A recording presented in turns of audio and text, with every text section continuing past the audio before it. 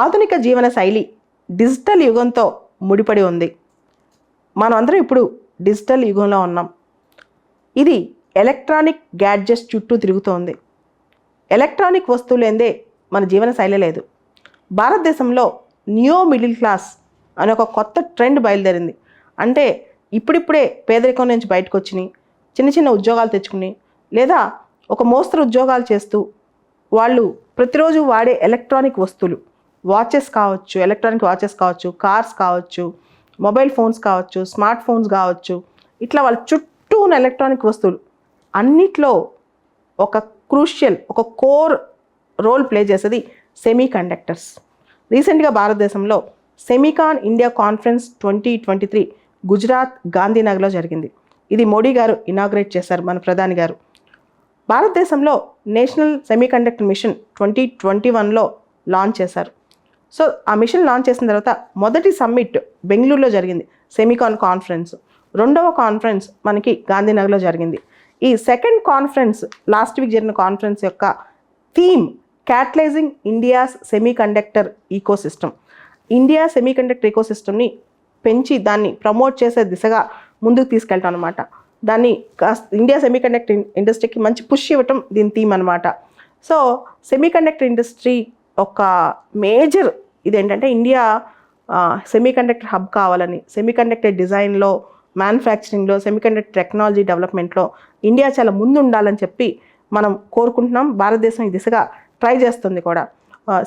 SEMICON India conference 2023కి ప్రపంచవ్యాప్తంగా major companies కూడా వచ్చాయి. Micron technology, applied materials, Foxconn, Cadence, ఇలా రకరకాల పెద్ద పెద్ద కంపెనీస్ ప్రపంచవ్యాప్తంగా వచ్చాయి. ఇండియాలో పెట్టుబడులు పెట్టేందుకు కూడా ఆసక్తి చూపిస్తున్నాయి అన్నమాట.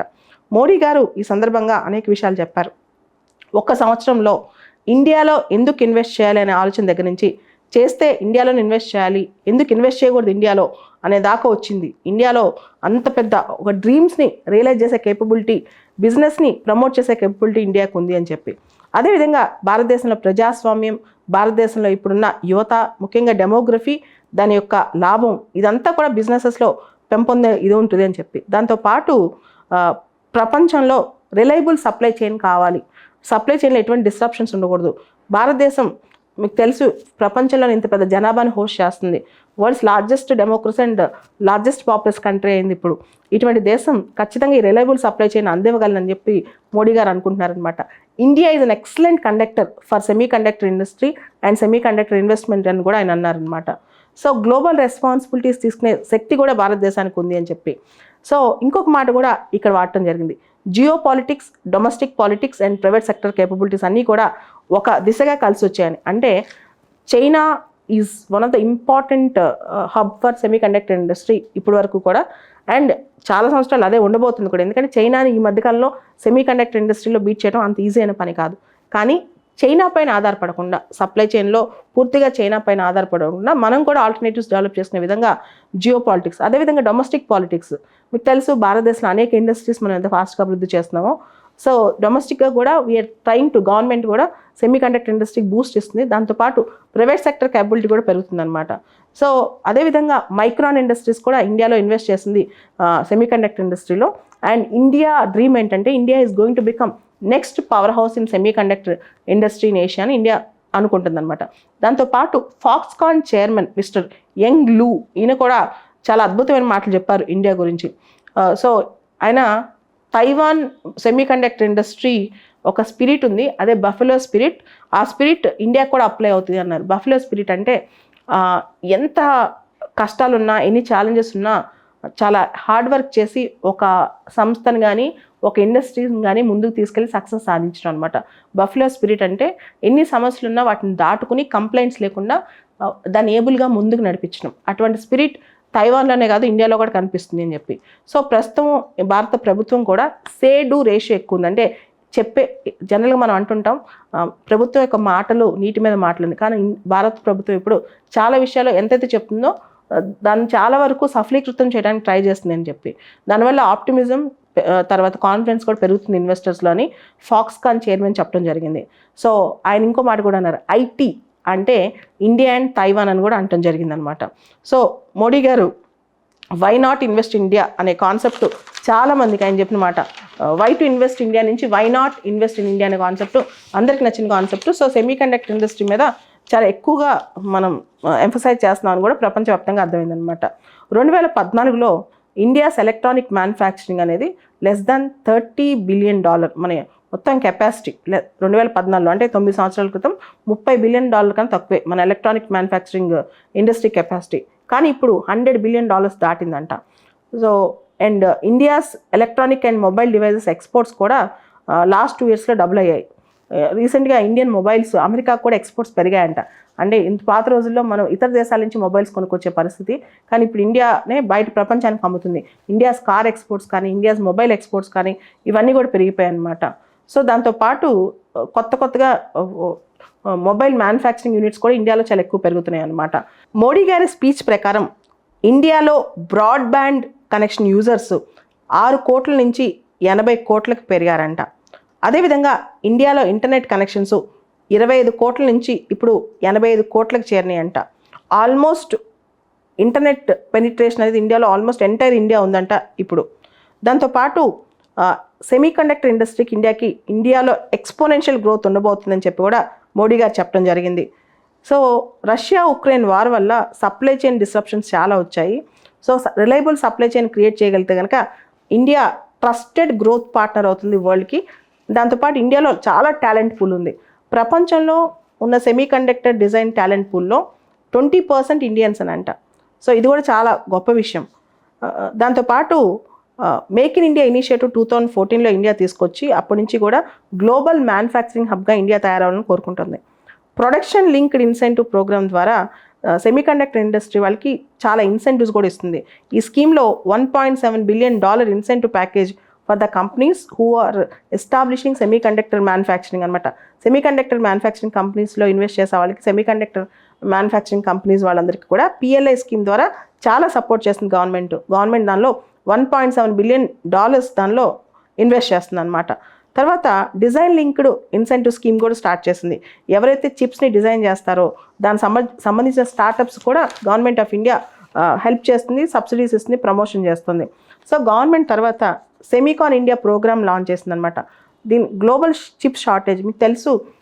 ఈ సెమీకండక్టర్ షార్టేజ్ వల్ల కొన్నిసార్లు కార్ మ్యానుఫ్యాక్చరింగ్, కార్ డెలివరీస్ అన్నీ లేట్ అవుతాయి. చాలా ఎలక్ట్రానిక్ గుడ్స్ మ్యానుఫ్యాక్చరింగ్ కూడా లేట్ అవుతుంటాయి అనమాట. అలా కాకుండా సెమీకండక్టర్ ఇండియా ప్రోగ్రామ్ ద్వారా గ్లోబల్ చిప్ షార్టేజ్ని తగ్గించడానికి సెమీకండక్టర్ ఇండస్ట్రీని ఇండియా ప్రమోట్ చేస్తుంది.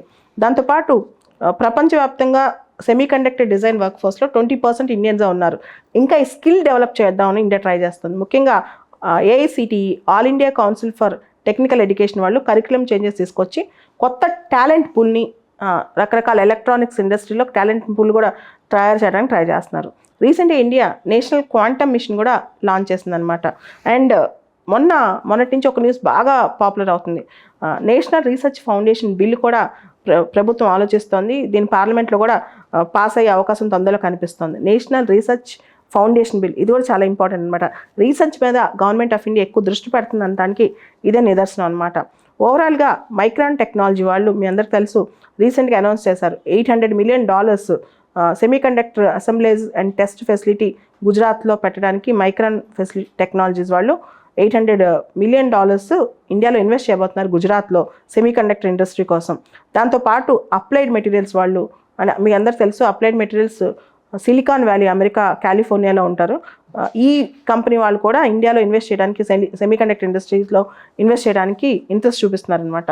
దాంతోపాటు మొన్న సెమీకాన్ కాన్ఫరెన్స్ 2023కి చాలా పెద్ద పెద్ద ఇండస్ట్రీస్ కంపెనీస్ రావడం జరిగింది. ఫాక్స్కాన్, అప్లైడ్ మెటీరియల్స్ వీళ్ళు కూడా భవిష్యత్తులో ఇన్వెస్ట్ చేసే అవకాశం ఉంది. భారతదేశంలో సెమీకండక్టర్ మిషన్ 2021లో లాంచ్ అయింది. దీనికి గవర్నమెంట్ ఇచ్చిన ఫైనాన్షియల్ అవుట్లే 76,000 crores 76,000 కోట్లు గవర్నమెంట్ ఇచ్చిందనమాట. దీనికి మొత్తం అవుట్లే గవర్నమెంట్ అనుకుంది సెమీకండక్టర్ మిషన్ కోసం. దీన్ని ministry of environment and information technology వాళ్ళు దీని కింద ఈ సెమీకండక్టర్ మిషన్ అనేది స్టార్ట్ అవుతుంది. భారతదేశంలో సెమీకండక్టర్ మిషన్ 2021లో లాంచ్ అయింది 76,000 crores ఫైనాన్షియల్ అవుట్లేతో. ఇది ministry of electronics and information technology వాళ్ళ కింద ఈ సెమీకండక్టర్ మిషన్ అనేది స్టార్ట్ అయిపోయింది 2021 నుంచి. దీని యొక్క విజన్ ఏంటంటే national semiconductor machine vibrant semiconductors display and design innovative ecosystem ఇవన్నీ తయారు చేయటం. సో ఇండియా ప్రపంచంలోనే ఎలక్ట్రానిక్ మ్యానుఫ్యాక్చరింగ్ హబ్గా తయారు చేయటం, ముఖ్యంగా సెమీ కండక్టర్ సంబంధించిన ఫ్యాబ్రికేషన్స్ పర్ఫెక్ట్గా తయారు చేయటం, డిస్ప్లే ఫ్యాబ్రికేషన్స్ పర్ఫెక్ట్గా తయారు చేయటం, దాంతోపాటు సెమీ కండక్టర్ ATMP అంటాం, assembling, testing, marking and packaging, వీటిని ప్రాపర్గా ఇండస్ట్రీస్ని డెవలప్ చేయటం అనమాట. ఇదంతా కూడా ఇండియా ఇప్పుడు సెమీ కండక్టర్ మిషన్ ద్వారా అచీవ్ చేయడానికి ట్రై చేస్తుంది. అండ్ సెమీ కండక్టర్స్లో బేసిక్గా వాడే materials rare earth metals, silicon, germanium దాని కాంపౌండ్స్, గేలియం యార్సెనైడ్, క్యాడ్మియం సెలినైడ్, ఇలాంటివన్నీ కూడా సిలికాన్ చిప్ సెమీ కండక్టర్ చిప్లో వాడుతుంటారనమాట. ఇక్కడ ఇంకో ప్రశ్న మొదలవుతోంది, భవిష్యత్తులో చిప్ వార్స్ లేదా ఎలక్ట్రానిక్ వార్స్ మొదలవనున్నాయా? ఇది అతిశయోక్తి అయితే కాదు. అసలు ఈ చిప్ వార్స్, ఎలక్ట్రానిక్ వార్స్ అంటే ఏంటి? మనం చూస్తున్నాం డ్రోన్స్ లేదా అసలు మనిషి ప్రమేయం లేకుండా అటాక్ చేసే చాలా ఎలక్ట్రానిక్ గ్యాడ్జెట్స్ స్టార్ట్ అవుతున్నాయి అన్నమాట. దీనికి సంబంధించి అమెరికాకి చైనా అంటే భయం, చైనాకి అమెరికా మీద ఒక ఆలోచన. మొత్తానికి ఒక దేశం ఇంకో దేశాన్ని బ్లాక్ చేయాలని ట్రై చేస్తుంది. చైనా సెమీ కండక్టర్ ఇండస్ట్రీలో చాలా పెద్ద శక్తివంతమైన దేశం అయినప్పటికీ మొత్తం తన ఆర్థిక వ్యవస్థ సరిపోయే సెమీ కండక్టర్స్ చైనాకు కూడా పూర్తి స్థాయిలో లేవన్నమాట. చైనా కూడా ఇతర దేశాల నుంచి కొనుక్కోవచ్చుకోవాల్సిందే, లైక్ జపాన్ ఇలాంటి దేశాల నుంచి. అయితే అమెరికా చైనాకి ఇవి అందకుండా ట్రై చేస్తూ ఉంది. చైనా కూడా అమెరికాకి ఎంత శక్తివంతం రాకుండా ఇతర దేశాలు, ఇండియా లాంటి దేశాలు కూడా అంత శక్తి కాకుండా, శక్తివంతమైన దేశాలు కాకుండా ఎలక్ట్రానిక్స్లో ట్రై చేస్తుంది. అయితే ఫైనల్గా ఒక మాట చెప్పాలి అంటే 2049 అంటే చైనా, కమ్యూనిస్ట్ చైనా ఏర్పడి 100 సంవత్సరాలు అవుతుంది. ఆ టైంకి PLA, China's army, people's liberation army ఇంకా శక్తివంతం అవుద్దా? వెపన్స్లో ఎలక్ట్రానిక్ వెపన్స్ అని వచ్చేస్తాయా? భవిష్యత్తులో యుద్ధాలన్నీ ఎలక్ట్రానిక్ వార్స్ అవుతాయా? దానిలో సెమీ కండక్టర్స్ పాత్ర, ఈ చిప్స్ పాత్ర చాలా క్రూషియల్గా ఉంటుంది. కాబట్టి ఇప్పుడు ఏ దేశం ఇంకో దేశాన్ని ఇలాంటి టెక్నాలజీ విషయాల్లో నమ్మే పరిస్థితి లేదనమాట.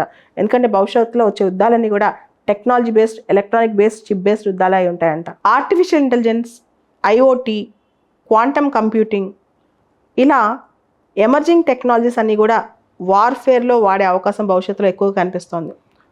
దీన్ని ప్రతి కంట్రీ ఇప్పుడు అప్రమత్తంగా ఉంటుంది. రీసెంట్గా India, America ICET, initiative for critical emerging technology sign చేసుకున్నాయి. దాంతోపాటు రీసెంట్గా India, US MOU and semi conductors కూడా సైన్ చేసుకున్నాయి అన్నమాట. చైనాని ఈ విషయంలో కౌంటర్ చేద్దామని చెప్పి కొన్ని దేశాలు ఆలోచిస్తున్నట్టుగా మనకు అర్థమవుతుంది.